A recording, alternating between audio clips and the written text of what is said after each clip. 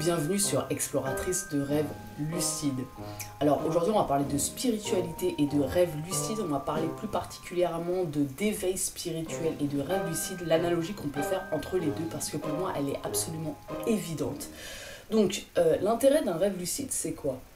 C'est de devenir lucide, de prendre conscience que la réalité qui t'entoure, c'est pas forcément ce que tu crois, et à partir de là, commencer à faire des choix qui sont basés sur ta lucidité. Ok, dans la vie, quand on nous parle d'éveil spirituel, alors peu importe ce qu'on en pense, hein, peu importe qu'on croit pas du tout à ça et qu'on en a rien à foutre, peu importe qu'on associe l'éveil à simplement certains grands maîtres d'Extrême-Orient, peu importe que pour nous ce soit un truc qui fait pas partie de notre vie parce que d'une certaine façon ça met les gens dans des cases, peu importe en fait ce qu'on croit là-dessus.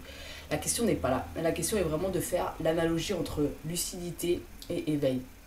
Ok, donc ce qui se passe à ce moment-là, quand tu commences à prendre conscience dans ta réalité ordinaire que finalement les choses elles sont pas forcément ce que tu crois, c'est-à-dire que toutes les croyances que tu as depuis l'enfance, tes conditionnements, tout ça, ça a été des choses qui t'ont été d'une certaine façon imposées par l'extérieur, par ta culture, par ta famille, par la société dans laquelle tu vis, peu importe. Ok, on est d'accord. Donc quand tu prends conscience que finalement tes croyances, elles te poussent à regarder la vie de telle façon, elles te poussent à prendre telle direction plutôt qu'une autre, etc.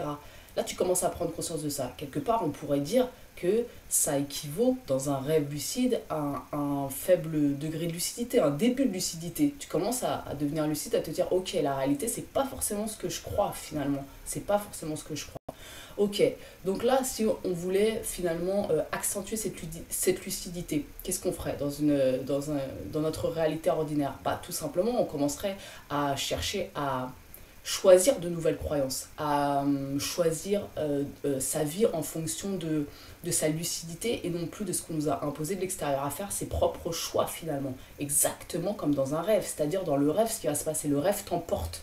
Quand t'es pas lucide, il t'emporte complètement. Finalement, à un moment donné, tu deviens lucide. Qu'est-ce que tu commences à faire? Tu commences à faire des choix qui sont basés sur ta lucidité. Dans ta réalité ordinaire, c'est pareil. Par exemple, je sais pas, de père en fils depuis des générations, vous êtes boulanger, tu vois, on va dire, tu es dans une famille, tu es boulanger, ton arrière-arrière-grand-père était boulanger, arrière-grand-père aussi, etc., jusqu'à ton père.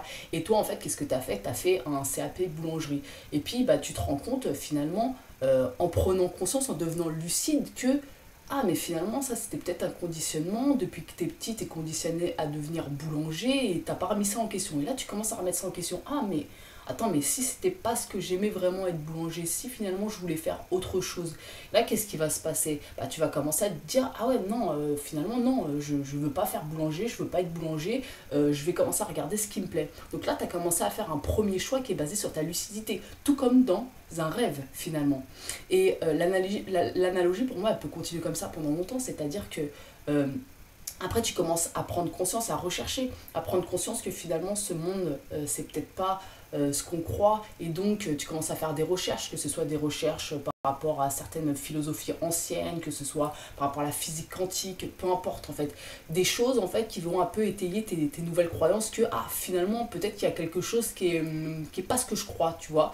Et en fait plus tu vas faire ça, plus il y a des choses qui vont vibrer en toi et plus tu vas croire dans le fait que tu as un pouvoir et que tu peux réellement agir sur ta vie, que tu peux réellement choisir ta vie, tout comme dans un rêve lucide. Un rêve lucide, quand tu à une grande lucidité, tu te poses même pas la question, tu poses une intention, pouf, ça apparaît et ça vient. Alors je te dis pas, effectivement, dans notre réalité ordinaire, il y a une notion de temps, mais je crois vraiment que en fonction de la foi, de l'intention que tu poses, à la croyance tellement forte que tu as en quelque chose, je pense que la notion de temps, elle peut considérablement se réduire, mais vraiment considérablement.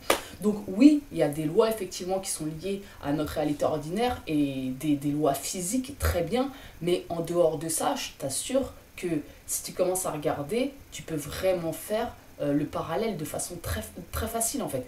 Et quand tu es dans un rêve, quand tu gagnes une grande lucidité, tu te poses pas la question, juste simplement, pouf, tu veux ça, tu sais que tu vas l'obtenir, tu le sais en fait. Et là, quelque part, tu reprends le contrôle de ton rêve. Et dans ta réalité ordinaire, c'est pareil. Certains pourront dire que oui, il y a des facteurs extérieurs qui nous échappent, etc. Moi, après, c'est mes croyances, je ne crois pas. Je pense vraiment que c'est possible en tout cas, d'avoir un potentiel de choix qui est énorme et simplement on se limite complètement parce qu'en fait depuis qu'on est enfant on est limité de toute façon de par des conditionnements. Bref, quoi qu'il en soit, je pense que dans ta réalité ordinaire, finalement, ce qu'on pourrait appeler l'éveil, ce que moi j'appelle l'éveil, c'est l'équivalent de la lucidité en rêve lucide. C'est-à-dire, c'est prendre conscience que ta réalité, c'est pas ce que tu crois, prendre conscience que tu peux choisir tes croyances, prendre conscience que tu peux choisir ta vie. Et c'est ça qui est important, parce que la plupart des gens, quand ils vont faire des rêves lucides, qu'est-ce qu'ils vont faire? Ils vont vouloir s'amuser. Pourquoi tu le fais pas dans ta réalité ordinaire? C'est ça la question qu'il faut se poser. Pourquoi tu fais pas ces mêmes choses dans ta réalité ordinaire? Alors, je te dis pas, tu vas me dire oui, voler. Et encore, on pourrait dire, bah voler, écoute, tu vas faire un saut en parachute, tu vas faire du deltaplane ou je ne sais quoi.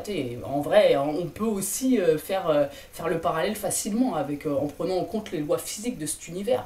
Ok, qu'est-ce que tu vas faire? Tu vas aller affronter des peurs. Pourquoi tu le fais pas dans ta réalité ordinaire? Et la vraie question de tout ça, c'est parce que finalement, en fait, la réponse... Je pense que c'est parce qu'en fait, dans le rêve, on se dit quoi? On se dit, mais de toute façon, c'est pas grave, on va se réveiller quand on est lucide. On va se réveiller, il n'y a pas de conséquences. Et c'est ça le problème de notre réalité ordinaire, c'est qu'on croit qu'il y a des conséquences. Alors, tu vas me dire, oui, il y a des conséquences. Oui, mais finalement, les conséquences, elles sont peut-être pas aussi importantes que ce qu'on croit, en fait. Et c'est là où, en fait, il faut dépasser ses peurs. C'est bien de chercher à faire plein de choses à travers le rêve lucide, apprendre à se connaître, mais ça aussi c'est des choses que tu peux faire dans ta réalité ordinaire. Et j'en reviens vraiment au parallèle, parce que pour moi le parallèle il est évident, hein. C'est une croyance profonde pour moi, lucidité en rêve lucide c'est l'équivalent de l'éveil dans cette réalité ordinaire là. Ok, tu fais vraiment le parallèle entre les deux, mais je pense que, putain, mais les deux mondes, ils peuvent tellement s'enrichir l'un l'autre, en fait. Mais tellement, en fait, dans une unité. Un truc où vraiment, comment dire, ton rêve enrichit ta réalité ordinaire et ta réalité ordinaire enrichit ton rêve. Je pense qu'il y a vraiment moyen de former comme ça une unité entre les deux, quoi. Pour moi, c'est une évidence. Après, voilà, tu vas me dire, ça dépend de tout, du parcours de chacun, de l'histoire de chacun, de ses croyances. Ouais, effectivement, moi je te parle de ce que je connais, des conclusions que j'ai tirées aujourd'hui, où j'en suis avec l'histoire que j'ai, le niveau de conscience que j'ai, peu importe en fait, tu vois. Donc voilà, je trouve que c'est un sujet qui est super intéressant, je trouve qu'on peut vraiment faire pas mal de parallèles et surtout enrichir sa vie parce que pour moi c'est vraiment le but, il est là de prendre le contrôle de ses rêves en fait, c'est prendre le contrôle pour enrichir sa vie ordinaire. Et tout comme finalement le fait d'être toujours plus audacieux dans sa réalité ordinaire, ça te permet d'être toujours plus audacieux également en rêve, plus créatif et finalement de défaire des choses. Je ne sais pas si tu saisis ce que je veux dire, mais je pense que vraiment les deux peuvent s'enrichir et on gagnerait c'est déjà ce que tu fais, hein, si tu regardes cette chaîne évidemment, à regarder un peu plus ses rêves, mais aussi on gagnerait à regarder un petit peu plus sa vie, c'est-à-dire ne te perds pas dans le rêve en fait, parce qu'il y a un autre rêve à vivre et c'est celui de cette vie-là, et c'est pas pour rien que les grands maîtres nous disent, et même pas que les grands maîtres, c'est-à-dire beaucoup de personnes aujourd'hui qui sont très éclairées et qui comparent cette vie-là à une forme de rêve. Et d'ailleurs, j'en reparlerai, mais je pourrais te parler de ma propre expérience par rapport au sujet. Moi, c'est une conviction profonde finalement, que oui, ce qu'on est en train de vivre, c'est une forme de rêve. Et j'ai vécu beaucoup d'expériences qui m'ont emmené à en conclure ça. Donc du coup, je crois vraiment que faut se servir du rêve lucide, super, mais pour enrichir sa vie, quoi, vraiment. Ouais, et je reparlerai d'un autre truc, parce qu'il y a quelqu'un comme qui m'a parlé de créativité par rapport au rêve lucide. Et ouais, je me suis dit, oui, c'est intéressant, parce qu'on n'a pas beaucoup parlé de créativité pour l'instant, or, c'est quelque chose de très important, je pense, par rapport au rêve lucide.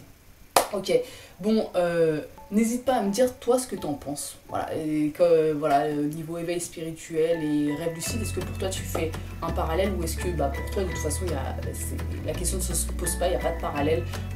Voilà, donne ton avis, ça me ferait plaisir de lire ça. Puis on se retrouve demain pour une nouvelle vidéo. Ciao.